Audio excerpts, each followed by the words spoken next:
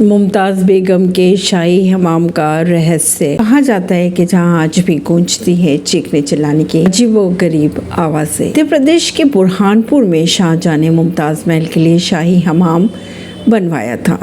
ये ताप्ती नदी के किनारे संगमरमर और हीरे मोतियों से सजा हमाम कहा जाता है। कहा यह जाता है कि यहाँ आज भी मुमताज़ की रूह भटकती है।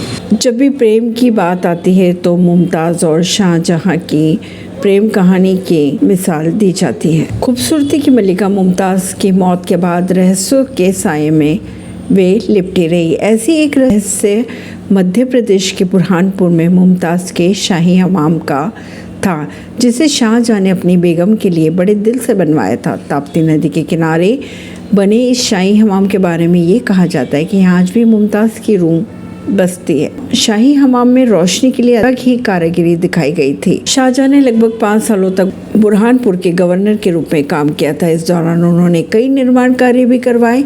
दीवाने आम, दीवाने खास के अलावा उन्होंने अपने प्रिय बेगम मुमताज़ के लिए यहाँ नदी के किनारे एक आलीशान और खूबसूरत शाही हमाम बनवाया था।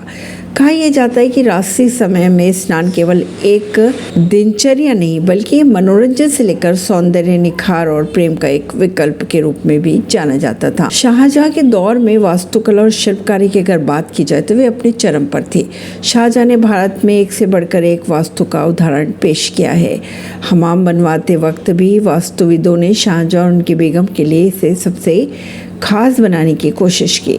अगर बात करें हमाम की तो ये 2 हिस्सों में बांटा गया। पहले हिस्से की अगर बात करें तो ये संगमरमर का एक हौज है जहाँ फव्वारा लगा हुआ था। कहा यह जाता है कि इस फव्वारे से इत्र का पानी निकलता था। इसके आसपास शाहजहां और मुमताज़ घंटों प्रेम के पल बिताया करते थे। हौज में मौसम के अनुसार ठंडे और गर्म पानी से नहाने का इंतज़ाम किया गया था।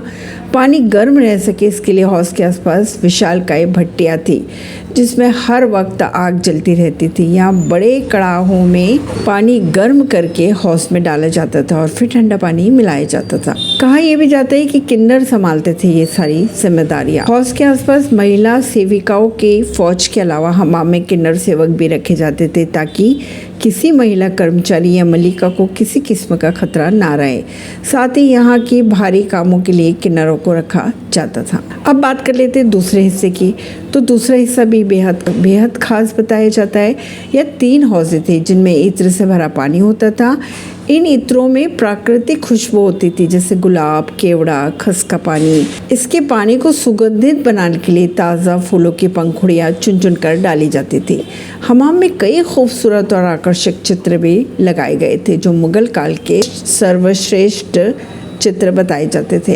रोशनी की अगर बात की जाए तो एक ही दिए से रोशनी की जाती थी। शाही हमाम में रोशनी की कारीगरी अद्भुत थी। यहाँ चारों तरफ संगमरमर था और हर तरफ कांच लगा हुआ था। इसे इस तरह से बनाया गया था कि हौज के आसपास एक दिया रखते ही चौतरफा रोशनी जगमगा जाती थी। रोशनी को परावर्तित करने के लिए यहाँ जगह जगह हीरे जड़े हुए थे जो रोशनी बिखेरते थे। ये हमाम मुमताज़ महल और शाहजहां दोनों को बेहद प्रिय था। बात करें अगर मुमताज़ के शव की तो 1631 में प्रसव पीड़ा के दौरान मुमताज़ की मौत हो गई थी और उनके शव को ताप्ती नदी के किनारे जैनाबाद में अस्थायी तौर पर दफन कर दिया गया था। इसके बाद ही शाहजहां ने आगरा में ताजमहल का निर्माण शुरू करवाया था। कहा यह भी जाता है कि मुमताज़ की रूह आज भी इसी शाही हमाम के खंडरों के इर्द गिर्द भटकती है। परवीन सिंह।